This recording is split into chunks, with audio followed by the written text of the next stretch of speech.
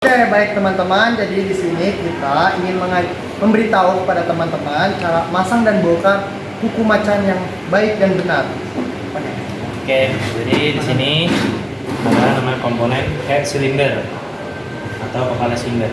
Di sini itu ada tempat berkumpulnya atau tempat-tempat klep, ada noken as, ada rocker arm, busi, dan juga untuk kubah pembakaran di sini. Nah, kita mulai dari sini nih. Di sini ada kubah pembakaran ya. Dan sini juga ada water jacket. Water jacket itu fungsinya untuk sebagai jalur air radiator pada mesin-mesin mobil. Nah, kita mulai pengenalan dulu dari busi ya. Oke. Ini ada busi. Busi itu fungsinya untuk membersihkan bunga api ketika mesin dalam pembakaran. Kemudian di sini ada yang namanya klep ya. Nah, materi yang akan kita bahas ini adalah cara membuka klep. Oke, boleh sini. Tapi mau nanya nih tadi Mas, Ya. ini kok ukuran klepnya tuh ada yang ini kan ada beda-beda ya? Ya. Ada yang gede, ada yang kecil. Itu maksudnya gimana tuh? Jadi di Jelasin sini nggak? kita bisa dilihat dari lubang sini. Di sini itu ada dua, ada namanya klep in dan juga klep X.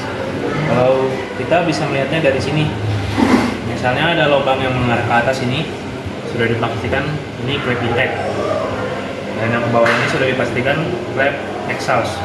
Kenapa demikian? Karena klep intake itu berada di atas karena mengambil udara dari atas ya. Kemudian dari pembakaran pada mesin, sisa-sisa gas pembakaran tersebut keluar dari si exhaust ini. Makanya si intake di atas dan exhaust di bawah. Karena lampu itu kan langsung ke bawah gini, intake itu ke atas. Ya, itu singkatnya. Oke, kita langsung saja. Ini kita ada alat-alatnya namanya tracker klep. Ya, kita gunakan. Cara gunakannya seperti ini. Pertama, ini dipasang dulu pada stainernya ini. Kemudian kita pasang pada dudukan klepnya. Kemudian kita tekan. Pakai obeng nih tadi Mas. Ya, boleh diambil. Kita tekan sini. Pakai obeng ambil. Boleh diambil. Oke. Ya, taruh di nampan. Ini pelan-pelan ya, teman-teman. Usahakan kayak gini. Kalau tidak, misalnya nggak kuat, boleh minta tolong bantuan teman. Tapi ini kalau misalnya kita nggak pelan-pelan tuh bisa mental ya? Bisa, karena dia pair ini. Walah. Ini kita taruh sini. Sip. Oke, ini klep X yang kita bongkar. Ini di sini saya jelasin ya. Kita mulai enak dari sini dulu. Ini di sini nih. Oke. Sini ada yang namanya seal plate. Seal plate itu fungsinya untuk mencegah oli masuk ke dalam ruang bakar. Ini fungsi seal plate. Kemudian di sini ada ringnya. Sini ada ring. Ring itu berfungsi agar spare klep ini tidak langsung menggerus di head cylinder ini. Dikarenakan mungkin tekanannya, maka itu ada ring di sini agar tidak tergerus dia silinder head ini. Kemudian di sini ada namanya kubah ruang bakar sini. Sini itu terjadinya pembakaran. Sini. Kemudian sini ada busi nih, dia terjadi pembakaran sini. Si busi membersihkan bunga api nih. Jadilah pembakaran pada mesin ini yang menghasilkan satu tenaga. Kemudian sini ada setting klep. Setting klep ini berfungsi sebagai dudukan si klep ini. Jadi boleh dekat sini. Jadi di sini kan ada seperti ini ya, sudut gini. Ya, sudut. Nah, kita masuk ini dia kan seperti ini nih. Nah, dudukannya nih. Jadi ini juga berfungsi agar mesin itu tidak bocor kompresinya. Berfungsi agar mesin tidak bocor kompresinya, sehingga tenaga mesin itu tetap maksimal. Tuh, setting klep. Kemudian di sini ada yang namanya boss klep. Nah, dalam sini nih boss klep ini. Batang sini, boss klep ini. Boss klep itu fungsinya sebagai dudukan si klep ini. Jikalau boss klep ini oblak, maka efek mungkin yang akan bisa didapatkan itu satu, kompresi pasti bocor. Yang kedua, seal trap bisa bocor juga karena dia goyang klepnya.